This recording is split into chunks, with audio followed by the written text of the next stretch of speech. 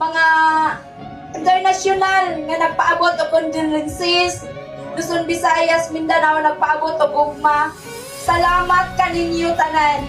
Ay kung wala inyong gugma sa ako o sa mong pamilya, sa akong anak, wala kong mahugno.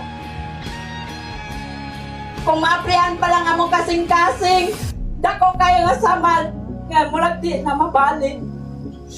Apan tungod ninyo, kitabangan mi ninyo aron mi maka-survive ni ini.